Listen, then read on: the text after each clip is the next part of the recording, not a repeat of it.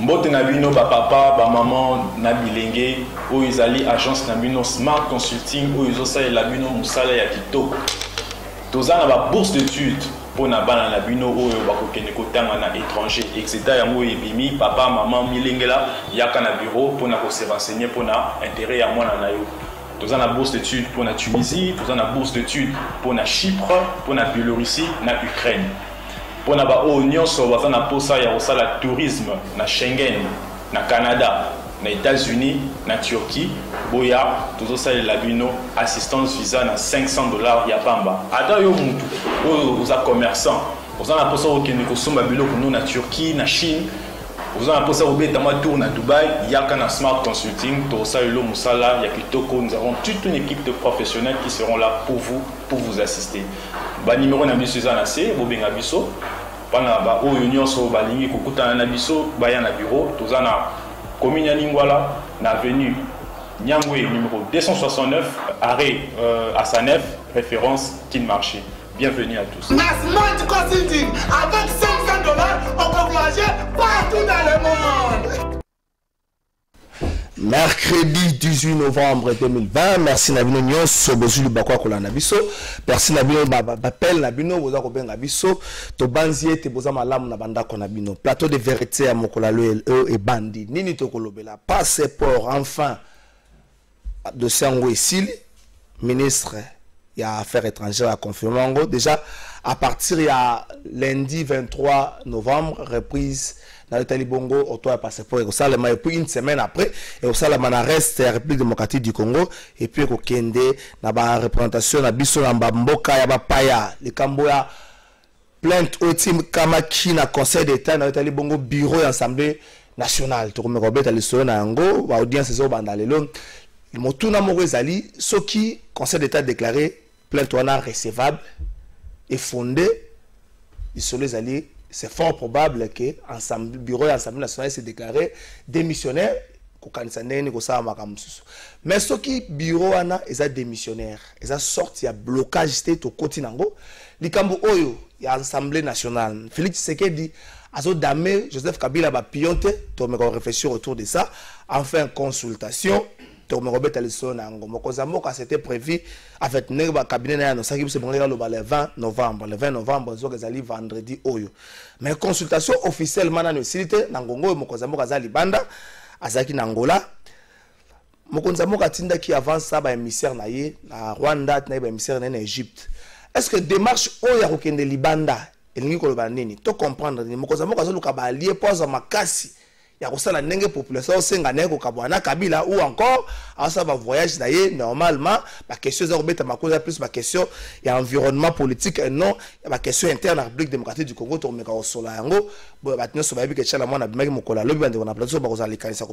de ça, la jeune Kabiliste qui na marche de la samedi, ba reporter qui en hôtel de ville de Libosa a autorisé qui en reporter parce que itinéraire là qui moko na bande quoi IDPS. Mais les lots marche allait sous autorisé et marche a annulé parce qu'il s'est posé un problème il y a itinéraire. Bande quoi selon hôtel de ville ba singa qui va marcher na kati ya centre ville. Hôtel de ville à moins sur la tigre ba marcher dans centre ville et vous allez au moment malamu te ko perturber l'activité à bande quoi belé. Est-ce que raison wana est suffisante pour na ko ça bande ko ba marcher té. Na ba dire na bango ba jeune Kabiliste ba comme ko banga que tout ça la retour la dictature. Merci Nabino. Pour Yango, mercredi à l'élo 18 novembre, nous avons invité Misat na plateau Nabiso. Dans le boko d'anga moisi, nous avons un déco Bazin Pembe. Au Azali, coordinateur, il y a le changement c'est maintenant. Mais le lieu a commis na kati ya famille politique moko AFDC a bâti le quoi bon déco Bazin Pembe bonion. Merci Déco Trésor pour l'invitation et merci Pena Bande Cognon sur Baba Kozwan Libisa. Balanda Biso. Effectivement, dans la ligne la dynamique de changement, c'est maintenant. Moko Yaba allié, il y a AFDC, il y a professeur Modeste Bati Lukwebo. Donc, merci beaucoup pour l'invitation. La consultation, le plus heureux, c'est mon conseil parti politique, mais il faut que les candidat. na compte ya FCC et puis mara yete tam so mesani pe ba déception na mi to kanisa ka to pesa ma bondeli aza le plus heureux ndeko trésor politique et dans le monde de force bati il est incontestable dans ce pays. Il a la force à niveau et ancrage sur l'installation de parti politique. Il a un parti politique aujourd'hui mieux implanté en République démocratique du Congo. Et niveau ya Sénat, il a une force. Il a un sénateur. Niveau ya Assemblée nationale, il a des députés. Il a même des gouverneurs. Donc, Azam Mutumoko, Oyo, Dembo, Matin, Okokiko Longola et Kaboete. Parce qu'il travaille pour ça. Merci, Maître Bazin Pembendeko Aristote.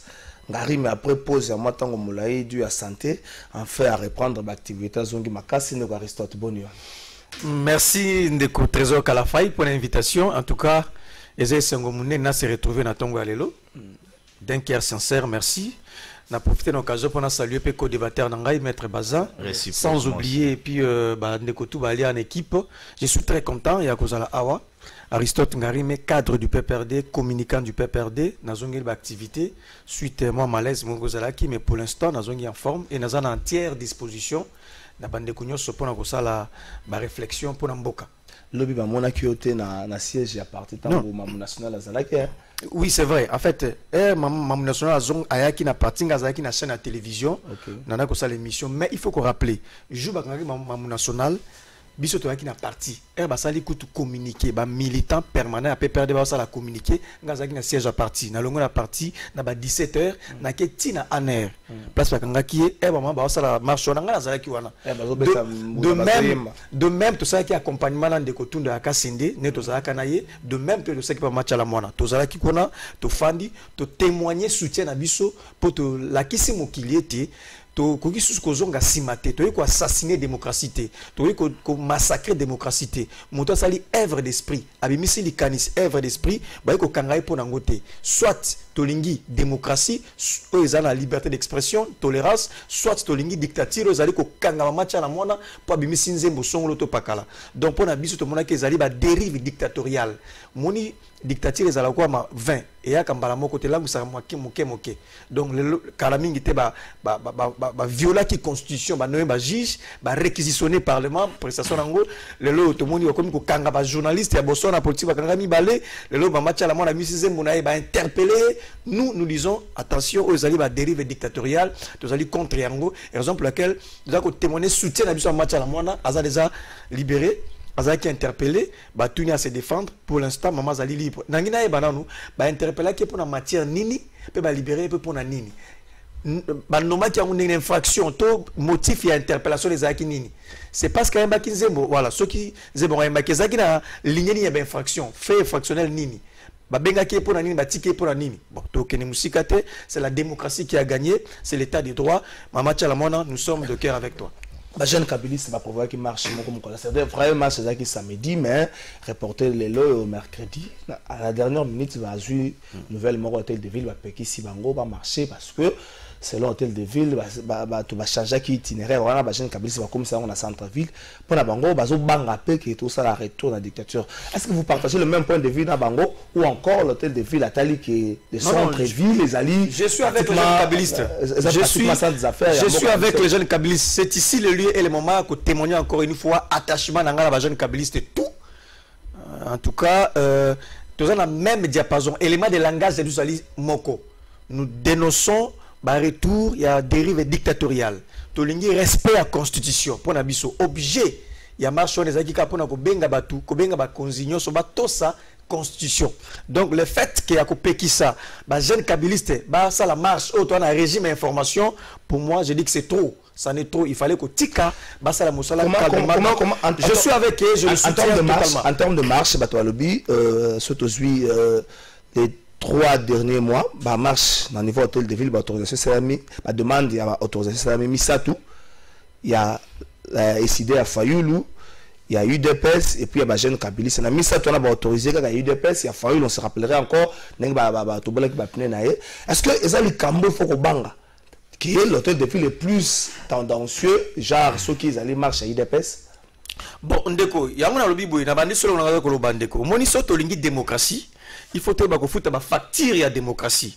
Hein, ko futa ba facture na ngo zali ba tolérance, ba liberté d'expression, ba marche wana zali ba facture. mboka et sengele futa poto ndima effectivement démocratie ali ceux qui bazan kabeliste lokola basala qui je suis avec eux, je le soutiens nazana bango ba komaki mokanda ba sengi permission pour na kotambola ko dénoncer d'une manière pacifique violation va constitutionnelle makamba okende. Donc c'est tout à fait normal à kotika ozali marche moko pacifique. Donc il fallait que tika bazan kabeliste ba sala mosala ba tambola ba ko dénoncer, c'est la liberté d'expression. J'insiste encore, ceux qui tolingi démocratie, il y a des factures à payer pour tous réellement un état démocratique, notamment la liberté d'expression, il fallait ça. En tout cas, à mon humble avis, nous dénonçons ensemble avec les jeunes kabylistes les dérives dictatoriales aux accords s'installer de plus en plus.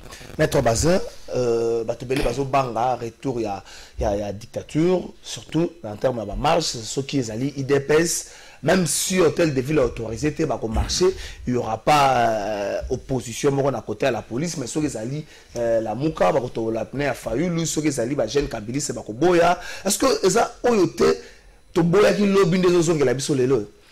Ndeko Trésor, nazali un peu choqué na koyoka ndeko Aristote, ko pesa ba Congolais ba leçon sur le respect à la Constitution. Nako rappeler ndeko Aristote que ceux qui zali na ba respect ya constitution et respect ya droit de l'homme et zali leçon écoute pas PPRDT. Je le rappelle, c'est bon. Bozo décrier, on a vu les gens qui étaient devant en air qui réclamaient libération ya Tchalamwana. Mais combien vous l'avez fait dans ces pays lorsque Rossi a été tué? Vous avez marché? Tango Kapanga la Koufi, est-ce que vous avez marché? Tango Shebeya a Koufi na kati ya mboko, vous avez marché? Est-ce que na ba fausse commune à Maluku, combien de gens du PPRD ont émis bavi na bango pour condamner Batu oyo bakuta bakunda bango na se ya mabele? Combien de fois PPRD a marché? Même une autorité ya PPRD a décrié comportement ya bandeko o baboma avec guerre ya Kamwena Nsapu. Donc, nakoye bisabino et aïba leçon o ekoute pas na binote. Et même lorsque vous parlez de la violation de la Constitution, combien de fois nous avons vu dans ces pays, bino, la Cour constitutionnelle a rendu ba renaye ou ezali exécuté na dernier ressort, restitué Kazembe azon en fonction, un individu s'est opposé, il y a arrêt, il y a Cour constitutionnelle. Combien de fois dans ces pays, n'a rappelé parce que lui, il a voulu nous donner aux Congolais des leçons. On a rappelé Mabena Bango.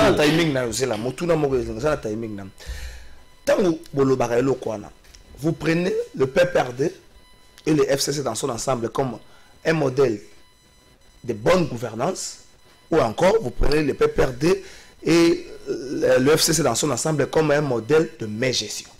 Non, et Ali... mais gestion nakoki kolobango et puis mauvaise gouvernance. Comme excuse non, nazo yandeko Trésor, j'ai tenté d'énumérer les choses. Ndeko Aristote, ezali sous régime nabango. Nous connaissons la loi sur les partis politiques. Cette loi est catégorique au dédoublement des partis politiques. Mais c'est dans ces pays que nous avons connu IDPS Chibala, IDPS Moubake, IDPS le peuple. Donc de toutes les façons, les juristes sera dans le peuple et le IDPS. Non, un signe IDPS Toyebi qui est l'auteur, concepteur, il y a Elokouana, origine Nango Toyebi. Je rappelle Nandekonanga Aristote, c'est dans ces pays où les lots sous régime ya bandeko ya PPRD, tozo mona palu et comme mi balé, alors que yonanga journaliste y compris Nandekonanga yazali en face, toyebe que no palu ba origine nango ezakapo matete. Mais les lots palu est commis na 4e riz limité, palu les lots est commis dédoublé, un secrétaire général moko na yo qui Makiasi, si je me trompe pas les noms. Donc Ndeko Trésor bandeko bakoki ko administrer biso le loba leçon. Revenons sur cette histoire il y a madame comment je peux l'appeler, demoiselle, parce que madame ça serait mieux. Merci beaucoup, j'ai emprunté expression na yo ndeko nangai. Dans ces pays, c'est toujours les femmes, permettez une expression, je ne sais pas si c'est choquant, les femmes libres. Bangondi, Makabiso n'a pas d'actualité. Ce n'est pas une injure. C'est quand même grave. Ce n'est pas une injure, non? Je sais que c'est une injure. Ça ne m'étonne pas. Je sais que c'est pas une injure, mais par élégance, vous savez, à un certain moment, ce qui définit la femme libre, Hermoko, on a compris que on a contesté na biso africain. Or, qui dit femme libre, ça infraction te zali injure te donc mais par élégance ce qu'on a le baki madame bon nengo lobby je me limite à madame on a connu cette histoire une histoire na kati ya mboko alisali tolé belé ya maman Mimi tout mona lisoso ya monsieur soir abimaki avec passer avec Mukuna mais encore avec Tchalamwa ndeko trésor nazo informé yo Aristote peut être au courant il y a information nazo personne mais akonima yango na plateau te par rapport à ba origine politique na ye tu sais que cet audio ya Tchalamwa na avant et comme à la place publique et tambola qui déjà na ba téléphone ya ba cassette ya FCC certains même ont fait des réunions pour ça et en fin de compte ils se sont décidés que balançons pour ne ça la toller et entendre aujourd'hui la dame koya kolobe que non ngai na koki ofinga mokonza mboka te alani masa nanga te aza moninga nanga te c'est de l'hypocrisie pure et simple comment vous pouvez comprendre laissez-moi terminer si kanga ina sili sandeko trésor l'information vient de moi nazo pesa information journaliste un journaliste averti a guéri netio je te donne l'information il faut y ayonde ko que nous vérifier ndeko nangai est-ce que vous pouvez comprendre que dans la chanson qui ne visait pas X qui ne visait pas Y ba terme ezana kati allez même jusqu'au-delà ya koloba Shadari coup sur coup est-ce que attends comment Shadari parce que là tu es sérieux attends Shadari ou encore c'est na lobby tango lobby coup sur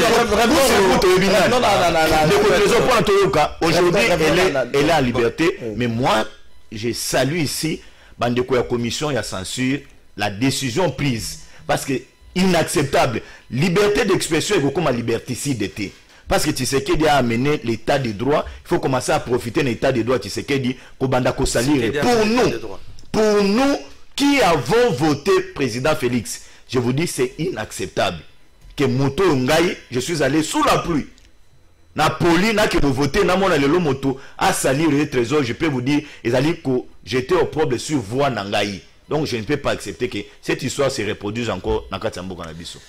Les cambas censure lobby ango, vous savez la faiblesse il y a censure les ils allient le monde numérique parce que na autorisation sur la débat la chanson est bien dans médias traditionnels mon côté mais dans le monde numérique et ça donc censure a interdit kaka dans les médias traditionnels le monde numérique au continuer donc censure faut essayer de repenser ango na bandenge mususu mais ataba repenser ango tika la kana faiblesse donc na résultat la bongo ministre des affaires étrangères dans les camboteli ba passeport Aristote za na mu penser na ngai terrain na ye il se sent mieux dans les cambouana donc on a réussi tout la ministre passeport à $9 ba tomele bazo banga dans $9 c'est officiel pour ça nous sommes les 150 to comme 150 ba garantie nini ba garde-fou nini ministre azu pour nous permettre à ce que mutaya débourser dans $9 azu passeport na donc on a réussi.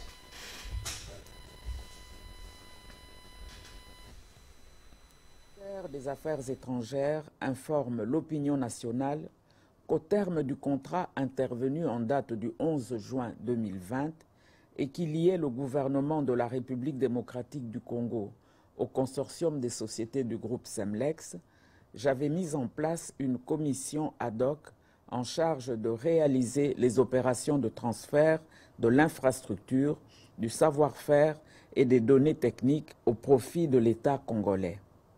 Cette commission avait aussi comme tâche d'examiner les aspects juridiques, techniques et financiers en vue de la relance de la production des passeports. Au terme de ces travaux, cette commission avait soumis à l'attention des autorités compétentes son rapport assorti des options qui devaient être levées. Ces options avaient été principalement présentées à son Excellence Monsieur le Président de la République, chef de l'État, qui avait donné des orientations claires dans le sens de privilégier la continuité du service de délivrance des passeports au peuple congolais, et cela à un coût réduit.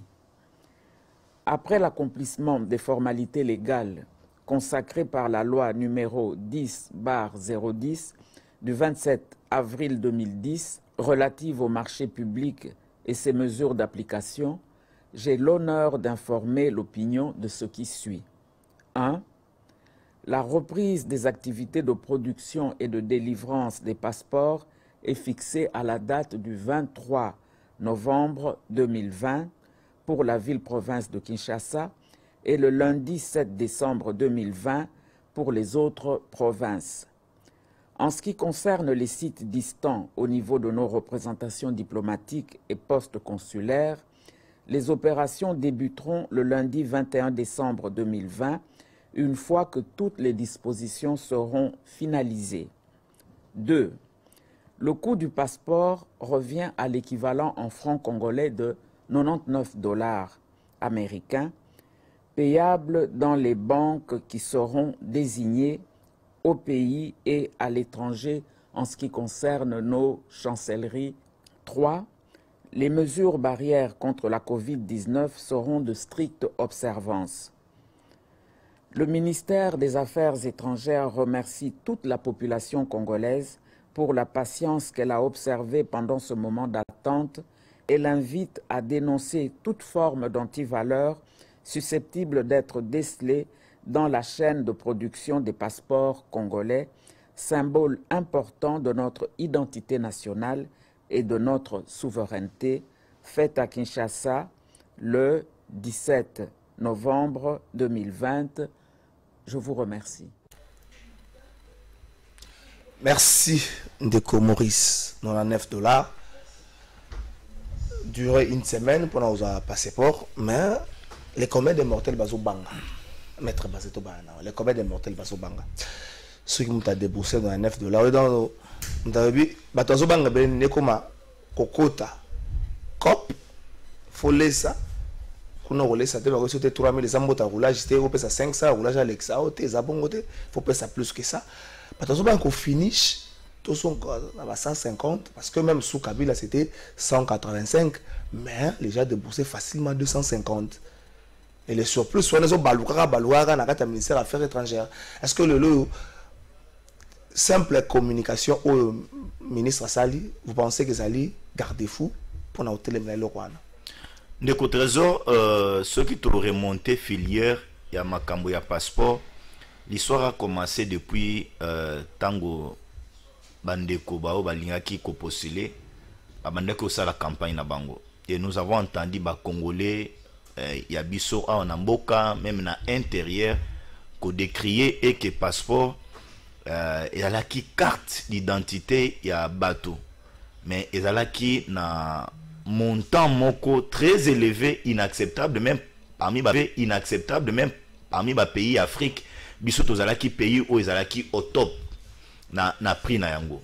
Il y a un chef de l'État actuel pendant sa campagne à Lobaki, il va revoir aussi sur cette histoire-là. Et moi, je l'ai dit, je peux être le seul à chaque fois qu'il rappelait cette histoire ici, il y a passeport. Mais aujourd'hui, voir des ministres, Tumba Nzeza et M. Sele Yalagouli, moni communiqué na bango va signer passeport lelo ba congolais ba ko se procurer nango na 99 $. Tokokika ko remercier bango pona eloko wana, mais problème ezalinde des ordres de komaka pona bato ba se procurer na eloko wana et ko koma na niveau ya ministère ya affaires étrangères kope koti na kati pona bato bazwa ole motwaza na 99 $ na ye et okomati au-delà ya ba 150 parce que obi ekomi circuit.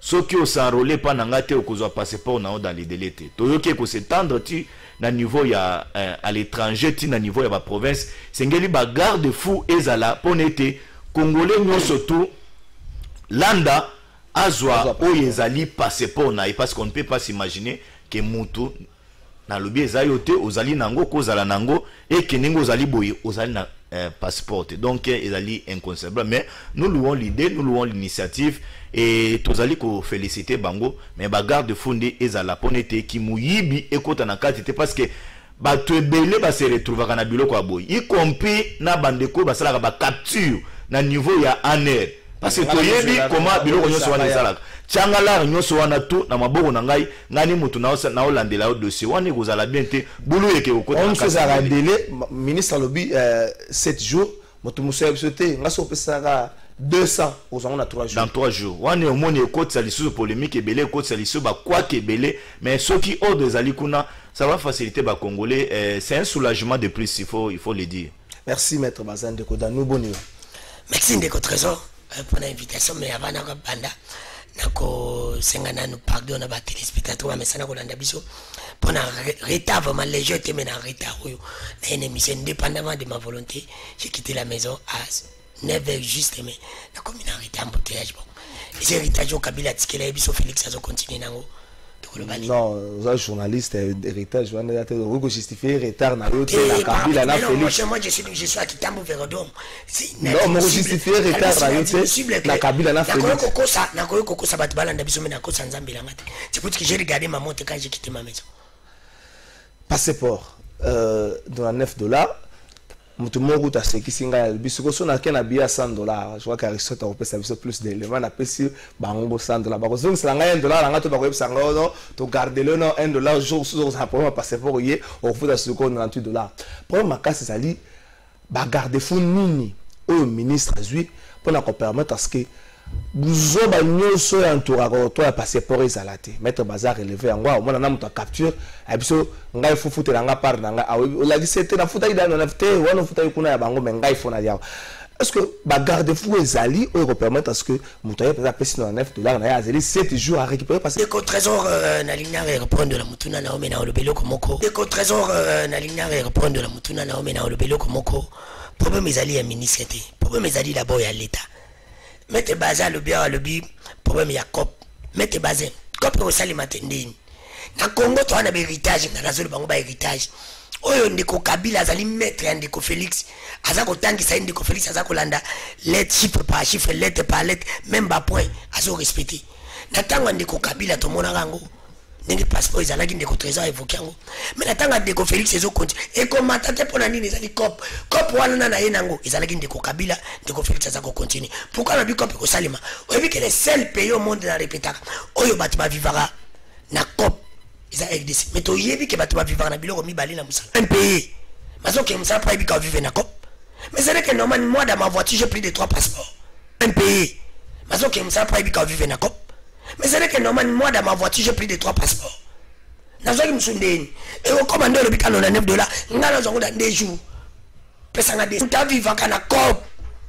Mutu na musala vivre na salaire na prime. Ce qui batie batu batie batu social ya buta vivre kana cop. Mutu na musala vivre na salaire na prime. So bomba emission yo. Toko zo ba passer pour na basa $50. Ça va mon ministre, wala ngana mona nende ko febise logo mo par exemple na sala ka kodi ma pesi par rapport à biloko ndeko o bakanga ndeko tsala mona emtso bobela kanga badaya.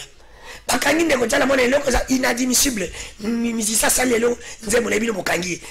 Oh bah ane est-ce que ndeko Félix alobela ebiso na ntena yeke kasho ane ka boma ko ba kasho ane la kisite ki ane rekufi faut sala différence wana ndeko tsamo na lala kiwa na libanda non boko kanga ane ya service d'intelligence ndeko na ngai alala kiwapi na sala nani place alala ba benga oni alors ndeko Félix mutaloba na biso kakangi esalemi alors moni ndeko Félix place ngalo ba arataka ko sala modèle na vie na ye.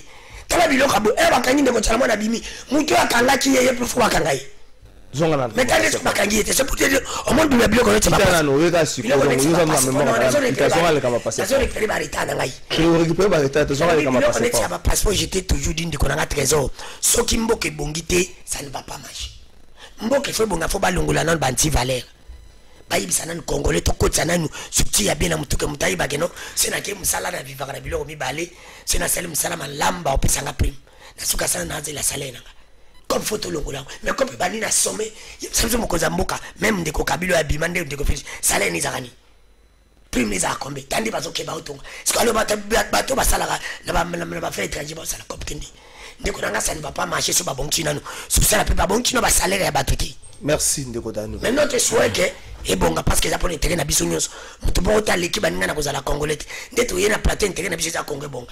Merci ndeko Dano ndeko Aristote. Ba garder fou. Ndeko en fait na ki makambo belé lo bami awa et belé lo bami pa ndeko baza na mutema nangezo pela moto pona recadrer yango avec énergie avec force. Mais na tout question poser ngai na kobali ça. Je crois que ezara une masturbation politique. Tant que l'état de droit et yende sikoyo. C'est comme c'est pelissa sur le plan politique. Est-ce qu'on peut parler de l'état de droit ou un état de droit sans au coup de préalable organe cours de tribunaux tiama déjà. ba conseil d'état ba cour constitutionnel et tiama déjà est-ce que sans babilo koana beaucoup mettre cela il y a état de droit. Comment est-ce qu'on peut dire que Nga a mis état de droit alors qu'au coup déjà architecture, c'est déjà bien avant. Le fait que Fana c'est un grand débit. Qu'est-ce qu'on a innové? Parce que sur le plan, il y a architecture, beaucoup déjà c'est Fana qui déjà. Ça c'est une manière. Et puis état de droit, je me pose la question si réellement vous avez la même lecture, il y a un concept état de droit, le quoi la batonyoso, na muto abimisango australien et celle qu'elle scène. Ceux qui vous avez la même réflexion qu'ils ont un concept politique, philosophique et juridique. Eux les tout simplement ba texte des accords gouverner et ba texte ali ko leka makamos on respecte le texte par rapport à l'individu. Je prends un constat simple ndeko. Je dis que c'est de la masturbation intellectuelle ou politique. Au bétangal sur l'état des droits. Est-ce que vous pouvez expliquer si quelle forme et si quel fond on peut interpeller un artiste? Mama Chalamwana, Bazoye na aner, parce qu'il a mis une œuvre d'esprit. Au classé on a la ligne nini, il y a état de droit. Au retour on a l'idée nini, il y a infraction. Au retour on a l'idée nini, il y a interpellation. Le fait que vous avez Mama Chalamwana, aux autres ça va une explication aux alagi ni auteur compositeur au participateur, mais aux autres comme c'est Pélissa, qu'on peut ça non état de droit. Je suis mal à l'aise, très sincèrement, je suis très mal à l'aise tant besoin qu'on soit état de droit à commis ça dit que c'est vaste, c'est un concept vaste. Tu sais que le fait que va fonctionner va foutre va monter. Surtout que le concept n'a volé dimension état de droit c'est un problème. Tu sais que le fait que les quatre va hyper na bango va fonctionnaire ou va moins de 1 million de francs comme les quatre va hyper sur le plan des droits, les textes ne disent pas ça. Et ça c'est faute grave. Donc il ne faut pas faire une masturbation comme il s'appelle cet état de droit surtout yenango. C'est pas ça, on peut pas parler de l'état de droit ça architecture et tiama déjà. Il ne faut pas dire des choses comme ça cher ami. Et puis avec ma parti politique qui a été dédoublé, je sais pas encore une fois depuis 1960, premier parti politique aux Arabes dédoublé, ils ont MLC Lumumba. Lumumba a la partie na comme la MNC. Ara masane mo comme Albert Kalonji. Era gouvernement ba yokanité. Parce que Albert Kalonji a bendani a salué MNC Kalonji a salué ba yokanité. Donc eza ba jeune ba congolais, ça dit que na kilé na bango na ADN na bango, ba parti politique. So ba yokanité o accueilli a salué. Il dit que biso to e baniga awa. Je comprends pas a bani ba recherche na niveau ni na ceux qui sont là. To ki na ramba passeport ndeko. Oyebi ministère affaires étrangères ils allaient ministère à souveraineté. Dans le gouvernement, quand on parle de ministère affaires étrangères, il y a ministère à souveraineté.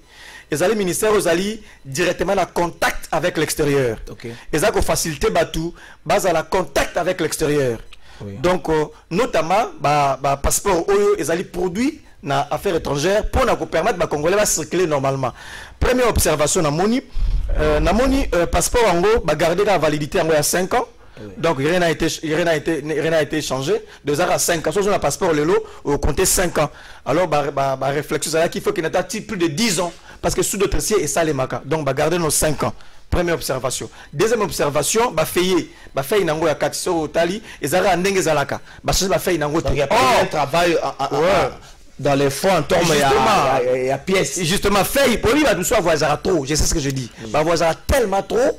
Donc, fait la biso dans ma passeport. Et au moins, alors, on pouvait toutefois, comme on a pris dans l'outil, retravailler la qualité à passeport.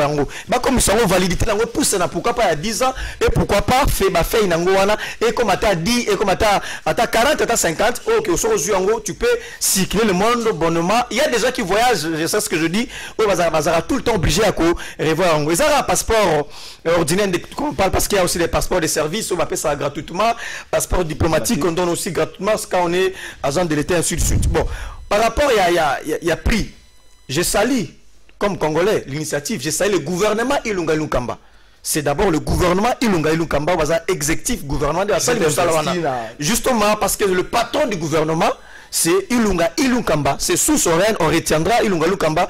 Actif naye, il a très bien fait pour et puis ils ont arrêté ça interministériel. On a signé l'arrêté interministériel. C'est là il y a la Gouli, il a signé qui ministre des Affaires étrangères a signé. Ça dit que ça c'est un travail collégial. Hein? Il ne faut pas qu'on s'en approprie. C'est un travail d'équipe. Encore qu'il faut rappeler à ce jour que le président de la République n'a plus un programme propre à lui. Pendant la campagne, il n'y en a plus. Il a un programme coalisé. Il y a un programme ici de coalition. Programme Ozaki défendu. Non. J'ai dit, à ce jour, le président de la République programme dans la campagne. Ce n'est pas Yahunda Rosala. On a conseillé programme coalisé. Ça veut dire quoi? Il y a Chadari. Voilà. Ça veut dire que le programme est à Chadari. On a une campagne pendant le candidat et programme nous sur le président Félix. C'est ça fait la coalition. Tu sangis ce programme unique, tu as le Parlement, tu défendre le Parlement et comme en exécution. Donc c'est un travail en équipe où il ne faut pas que tu attribues. Mais je salue. En fait, la question est se répondre dans côté 30 secondes. Gardez-vous nini. En fait, de quoi esquisser la prime. Oui. La prime de l'Andeko va ça la raconter affaires étrangères. Il faut qu'on revoie en gros. Justement, il faut que c'est ça le vrai problème.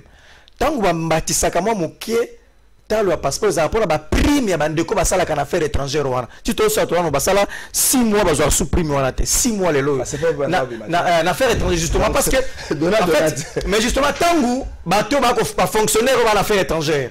Bato ba ko sala wana baka ko zwa prime sengeli te mosolo ba ko zwa te ba ko futa bango te ba ko kata bango na hyper na bango ko kata mosolo mukezo ba kati yango lisusu.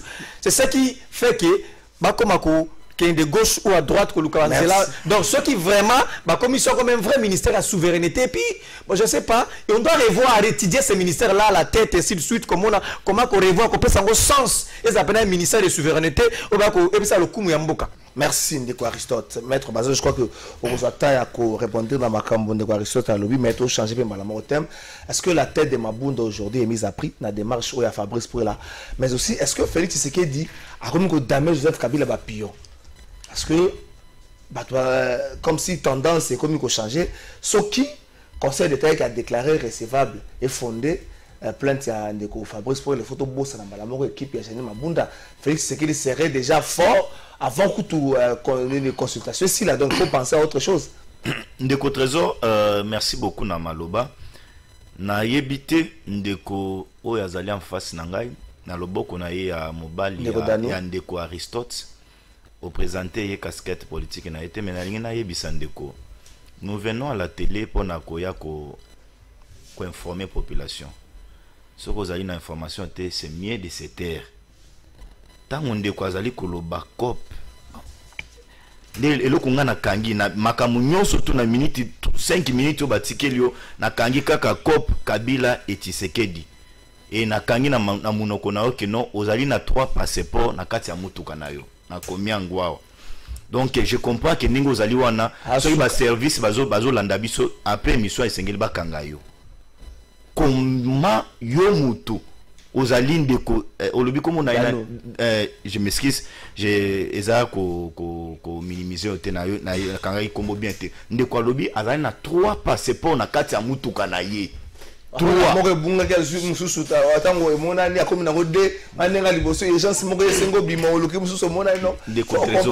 déjà un faux. C'est déjà grave. Combien comment okoki kozana 3 passeports yo. Donc ninga zabo yata ba carte d'électeur azana ngope misato. Donc c'est très grave visabilo musu ya ko loba na télévision. Kopo zo loba ya Tshisekedi na Kabila cop mon frère. Sengeli ozala na information avant qu'il y a na télévision sengeli poza na ba élément na lingi na yebisa Ndeko nanga Aristote et que Aristote azali ko yebisa nga que non architecture il y a état de droit et bandi le loté ça a commencé kala parce que ba cour et tribunaux ezalaki déjà mais Ndeko nanga lorsqu'on parle de l'état de droit on ne se limite pas seulement à Bakour et tribunaux. Cet état de droit doit être moto. Sengeli azala rétabli na badroit naye, ce qui azali na raison. La liberté d'expression, c'est parmi aussi les éléments de l'état de droit. Mais quid alors de ce que vous nous avez fait pendant le régime Nabino il y a 18 ans? Est-ce que cet état de droit a régné? Combien de mapangu yabatu sous votre régime etika bato atika la ko récupérer mapangu yabatu te? Soko ozali au Kendera Bakour et tribunaux. Ce qu'on moni degré ya ba exécution, ya ba jugement, oh il a dit que ça les malélo depuis que Félix avait un pouvoir, tu vas comprendre que non, l'expression démocratique s'est cristallisée. C'était pas le cas avec vous, c'était des coups de fil. Ba o linga ba exécuter jugement moto a bengi. Le pan hôtel ezali X. Asala kana présidence yena hôtel la le pan bon mekate, ba greffier ko kitate. Revenons sur la liberté d'expression. combien de chaînes de radio dans cette ville de Kinshasa et sur l'étendue de la République démocratique du Congo qui fermé sous régime de Joseph Kabila. Mais je peux vous dire aujourd'hui, sans embâche, qu'il faut accepter cette liberté d'expression aux Ezali Lelo na Katiabat. Donc, Ezali, Malam, Bino Bozo reconnaître que nos états de droit Lelo et Aina Félix. Les cours et tribunaux ont existé depuis 1960. Nous avons eu des cours et tribunaux na Katiamboko. Les médias Ezalaki. Nous avons eu, mais cette liberté d'expression était bafouée par Bino. La question La question c'était en rapport avec Albert Puela. C'est depuis le 8 juin 2020 que le cabinet et honorable député Puela parti pour saisir l'Assemblée nationale. Bureau de l'Assemblée nationale, il y a Mme Janine Mabunda pour Bisabango et que rapport financier. Il y a des dotations au Bino Bozoa qui pour servir l'Assemblée nationale. Vous avez obligation de redevabilité vis-à-vis des députés. C'est-à-dire de nous présenter, nous les élus du peuple, un rapport. On a toyeba. Et combien Bozoa qui combien et Bimi combien. Combien de messa, combien de bic. Combien de boye Boussani Ponete, biso va député Toyeba. Moussolo boni et ali na caisse et Assemblée nationale. Yo Madame Janine Maboun na ba déplacement na yo. Aussi là kozwa $10. Na $10 na utilisé $5, monsieur Etikali. Bureau mototel tel a déplacé qui bon ça la biso va député rapport. C'est ça qu'on appelle le devoir de redevabilité par rapport à mais Madame Janine Mabunda conformément découper la comique à Komeli Bango Mukanda na ndingisa pouvoir au yazali na règlement d'ordre intérieur na article 139 mais bureau etikala ko salate mais ce qui est curieux est que cette dame avec son bureau bazali ko s'organiser. Moi j'ai décrié ces comportements là tant on a eu information babande ko faire antidater ba signature ya batu pour n'être pas la qui s'en a opinion que non rapport bazwa kango na pendant période ya coronavirus alors que pendant la période de coronavirus, pour nous destituer Jean-Marc Kabou, na personne de l'Assemblée nationale, siéger qui, mais rapport est la copie sa maté et ça les marqué na nini. Donc, Ndeko Trésor, moi je peux aujourd'hui encourager Ndeko Albert pour la Soga Kolandabiso, il a l'appui total. Il y a 80 millions de Congolais bureau Assemblée nationale. Pour ceux qui ont encouragé l'accès à monter 80 millions de Congolais, mais je suis dans ces plateaux. Oui. J'ai une structure politique, il y a des milliers de gens que moi je suis en train de représenter. Je suis aussi congolais, là c'est les de raison. Voilà, vous conclure. Je suis d'accord et que mon bec est allé violer. Parce que Bango va accès biso réunion sur biso to violer la constitution. Si quoi Bango va violer le règlement d'ordre intérieur. Député a une lingisa conformément à la prérogative naie à saisir justice. Conseil d'État va étudier action en référé.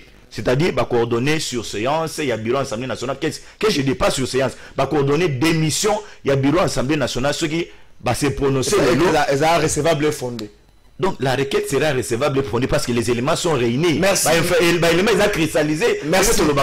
Merci, M. Bazende Kodano. Est-ce que, dans la phase où Félix Tshisekedi a damé Joseph Kabila, ma pion?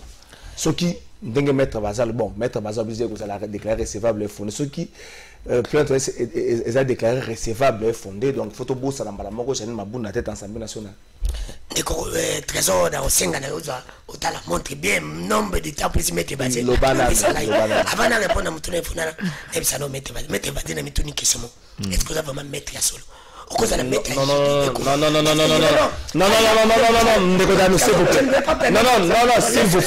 vous plaît. Je le dois. Vous avez un droit de plateau, c'est un gars. S'il vous plaît. Te laissez parler mes plateaux, c'est un gars. S'il vous plaît. Vous avez un droit. S'il vous plaît. Awa. Maître Basset, s'il vous plaît, non,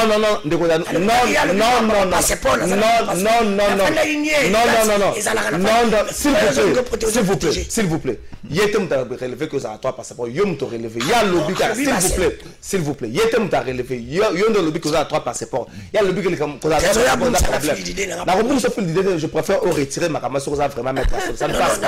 Non, je retire ça, je vous l'ai dit, c'est à mettre basé. Ndeko Kabila dépasse dans le pouvoir, tu changes combien de passeports? Pour un passeport, va changer passeport par rapport à lui. Moi j'ai déjà reçu quelqu'un à Congo, so yébité, a présenté ma passeport dimanche passé une émission, on a plus de 10 passeports. Passeport c'est par rapport aux choses au voyage. Yo bininga sala. Après je ne sais pas sala. Comment tu veux dire que la cause ceux qui n'ont voyagé rebellé tu connais? Alors on a un génie, le passeport ça a duré 5 ans de Colombie. On a un génie. Et là moi on question dans un passeport yebi. Toi tu connais mes parents? Ça n'a pas de sens. La débat. Toi, tu dis tu parles de n'importe quoi à la télévision. Tu viens défendre des bâtis. Bâtis, c'est un modèle, il est au Congo. Parce que les gens qui ne connaissent pas, ils disent bâtis. Place où il y a Sengaki. Bâtis, il y a un FCC. On se perd, hein? Mais non, je vais te dire, mais parce qu'on dit ton compte, on va te réunir. La bête a vraiment mieux que les cailloux. Non. Zonga. Parce que mon tour a soutenu mon frère à un modèle. Ceux qui ne connaissent pas, personne qui a Sengaki, à l'ingalo de Pan de Kokabila. Je ne sais pas que tout le monde va te défendre des ballons à la télévision. Non, mon frère, moi j'ai dit ceci. C'est qu'eux ils sont, moi dans nous j'ai les séries. Mais c'est que moi je suis, ils ne le seront jamais. Quand on a ta veste, c'était à défendre moi, je ne le ferai jamais. Mon élongo, tu l'as bien. On parle d'État et nation. Non, Danou, s'il vous plaît.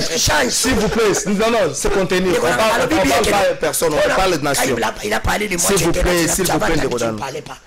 Alors na ipsi na lobby bien ndeko trésor omoni nyonso ndiko Félix aza kosala na bandi kolobangosu na bi ndeko Félix aza élève moko ya malamu ela bande ko tanga bande ko zwa parce que azo sala kaka oyo maître na ele kisaki maître na ezandi ko Kabila biloko nyonso ako sala eza papa est-ce que Pepa azana bezo Pepa na bezo Jani Mabunda lopo so ko si Jani Mabunda ko sala nini est-ce que lipe ko kita basala ka bato ko mata.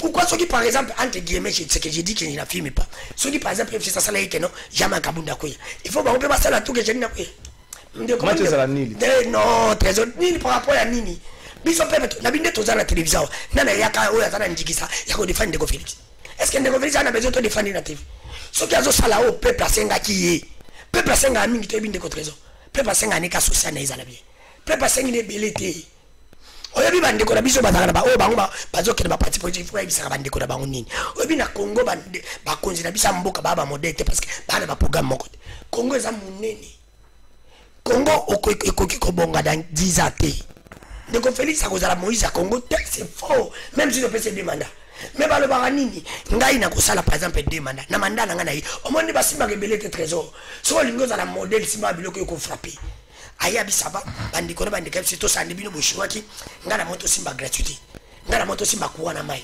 osengi peuple na mandala nga ya 5 ans na osimba bino gratuité na kuwa na mai to longola biloko mutu fa lukanda ke fatuna kuweza la mai kendaka vebe kuwe comme kuweza la kei mais mutabita kuweza la osale fort sili na 2023 yeli susu na programme na senga bino na sala ka biloko mibale na sali bino kuwa na mai na par exemple na vaccine gratuité ceux qui vont perdre sur 5 ans na koya simba bino social au moins un modèle mais ce que simba parti au simba te ndiko na ko simba te ngana za mutama ya mai ndo mena nyuki ndiko Kabila ya tia kenda akome pas biso te ndiko Félix moi bi ke ba bande ko kabola Congo je crois bien si je me trompe pas autres à la télévision elle le roi pour de ya Belgique azwaka LD sa pesaka atikala kama ndo medaki bog na privé apesaka na Belgique te obi ba richesse ni za kuna mais va continuer à faire des actions télé le bagano dans 5 ans du Congo kobonga parce que la Jani Mabunda il faut à la modèle ngana le bien que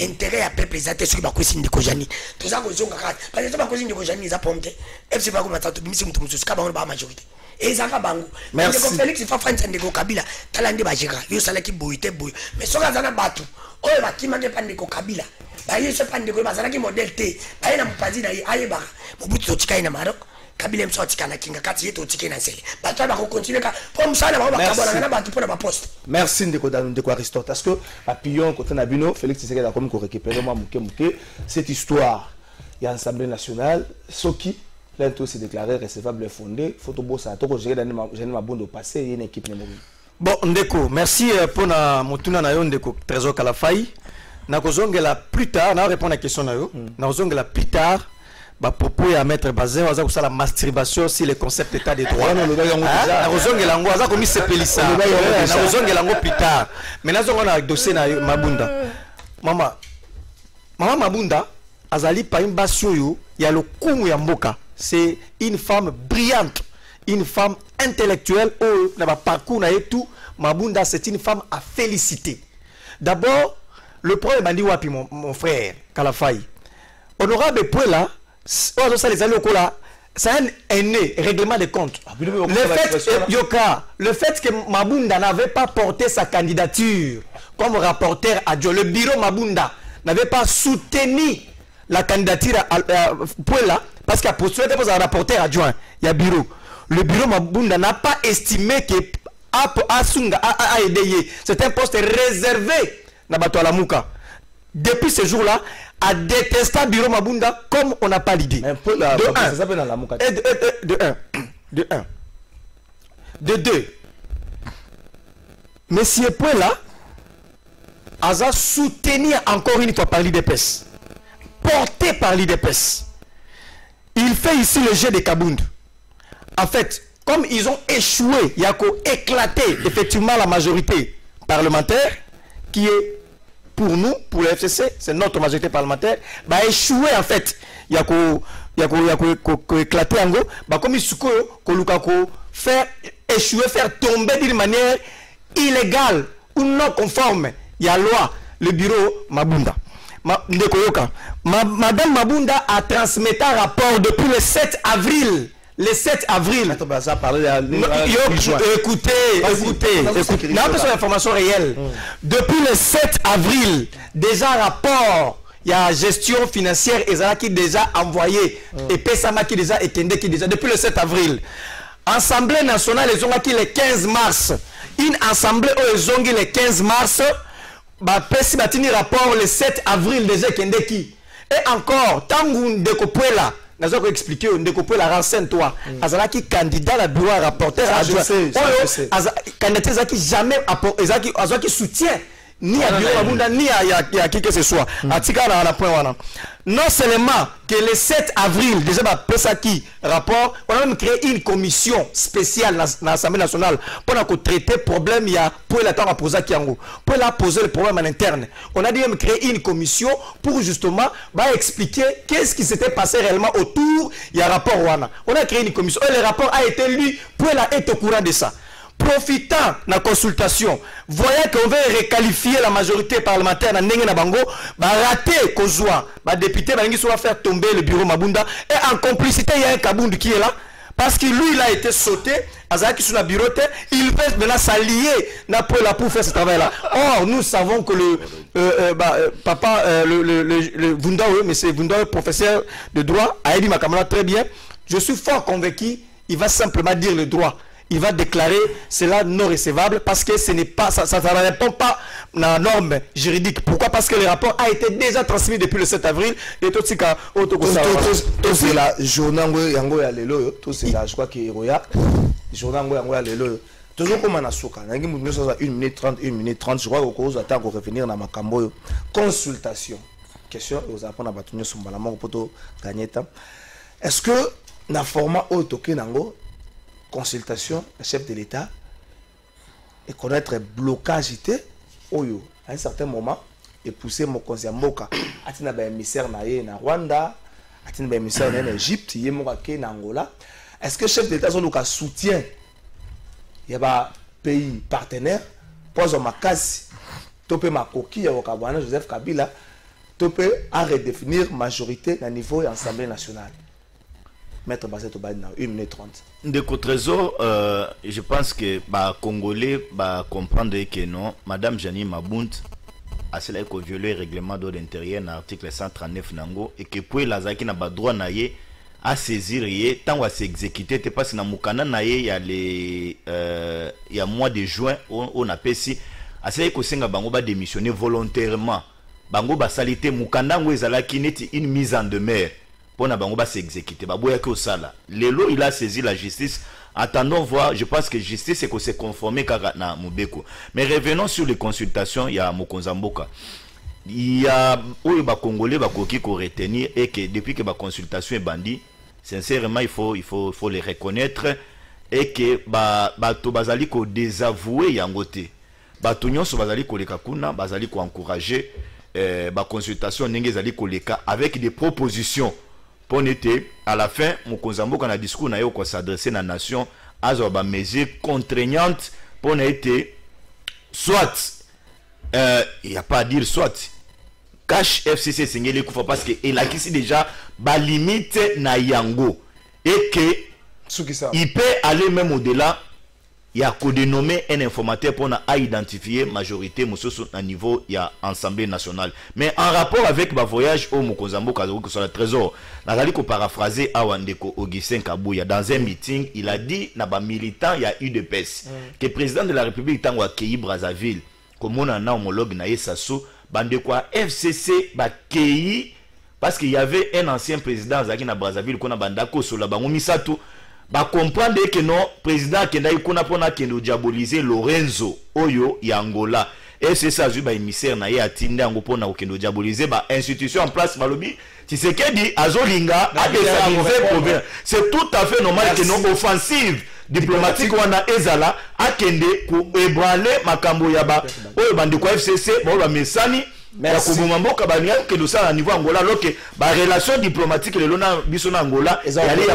Merci Maître Bazen. Ndeko Danou, est-ce que c'est pas la lettre au Ndeko Kabila Komela qui Nations Unies a Komela qui peut pays partenaires rebellés au la bango peut-être que ça la rappelle il y a accord ba signé qui déjà à la base il y a voyage à chef de l'État déjà à la base il y a ba émissaire au Bakenda qui Rwanda paix Égypte ou encore consultation.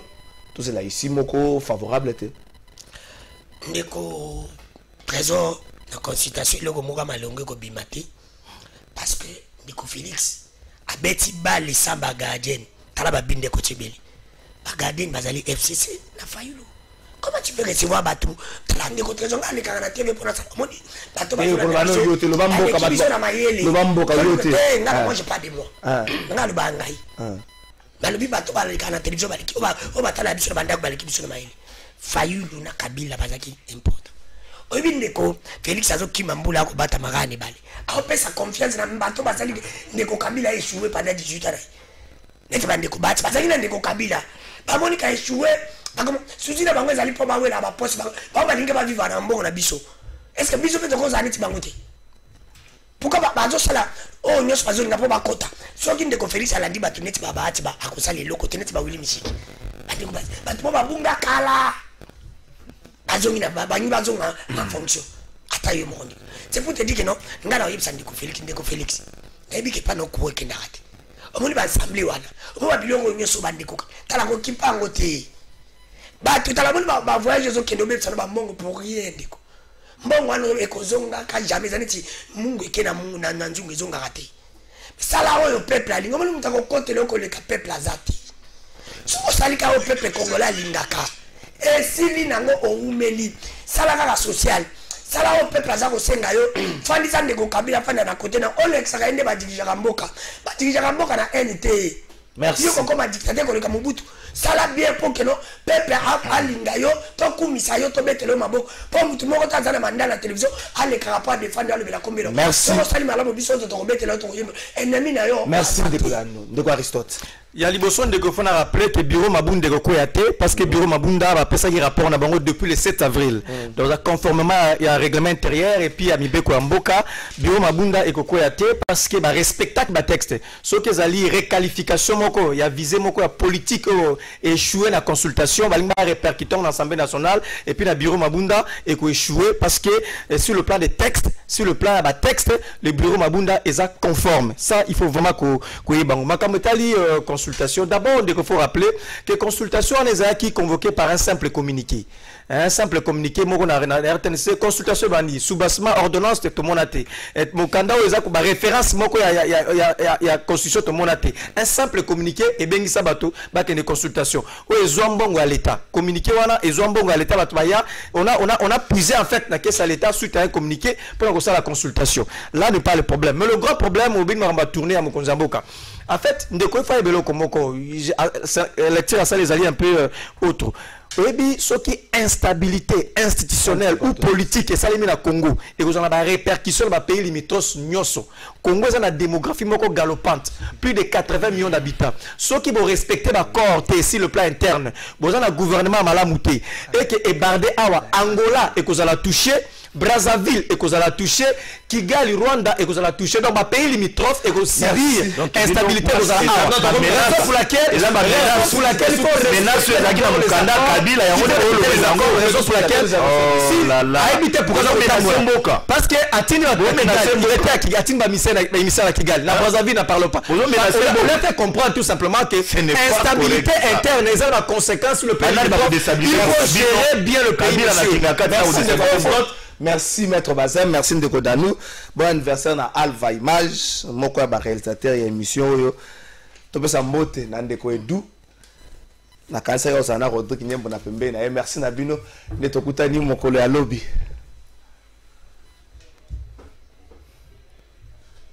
Mbote na bino ba papa, ba maman na bilenge oyo ezali agence na bino Smart Consulting oyo ezosalela bino musala ya kitoko.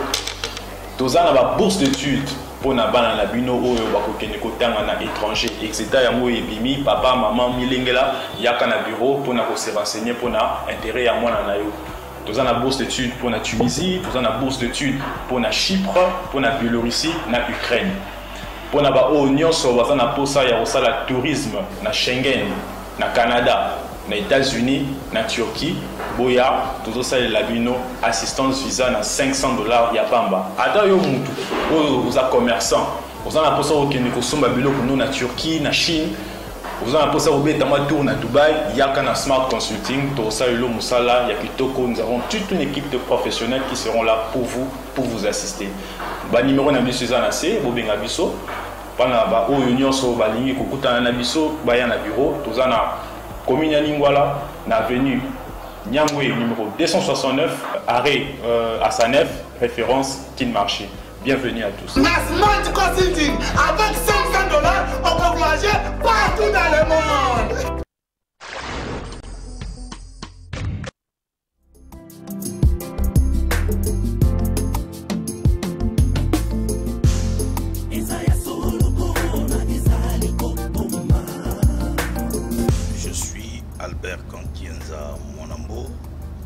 Archevêque général des Églises de Réveil en République démocratique du Congo, président honoraire des Églises de Réveil, représentant légal et pasteur titulaire de l'Église Foi Abondante.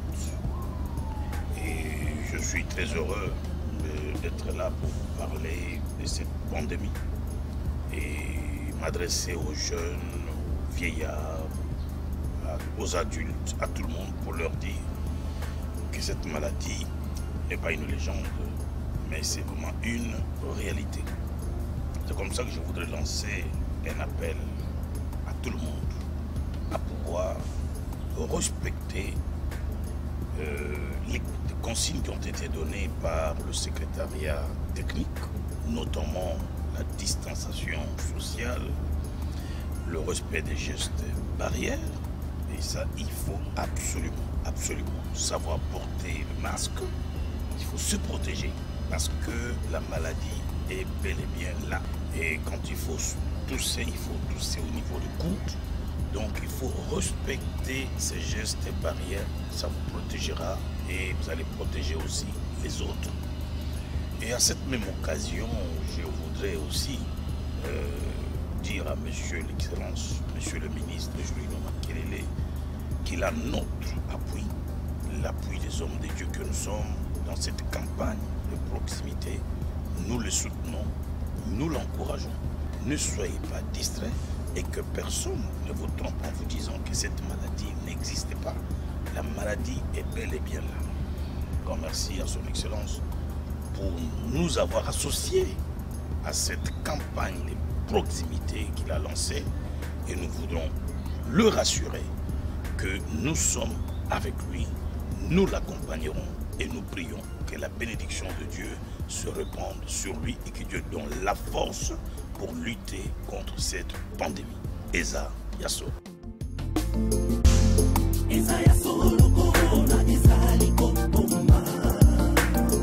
Ceci est un message du ministère de la Communication et Médias. Salut, c'est Dibé. Les gens disent King l'appelle. Je suis arrivé à Kinshasa. Hein? Les gars n'ont pas menti là. Regardez, j'arrive à me connecter facilement grâce à la Homebox 4G d'Orange. Je peux envoyer même des fichiers les plus lourds. Et je peux regarder la télévision en streaming. C'est formidable. Vous aussi faites comme DB. Vivez et partagez vos plus belles expériences à la maison grâce à la Homebox 4G Plus d'Orange. À l'achat de votre box à 70$ seulement, vous bénéficiez d'un bonus de 20 gigaoctets d'internet valable 30 jours.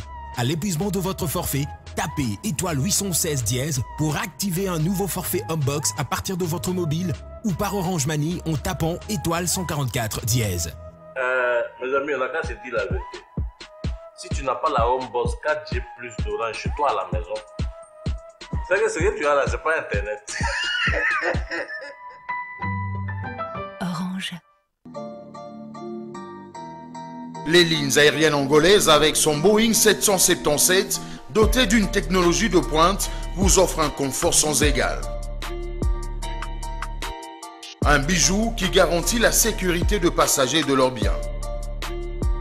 TAG vous met dans des conditions impériales. Dans un environnement sain et paisible, les lignes aériennes angolaises vous offrent son hospitalité.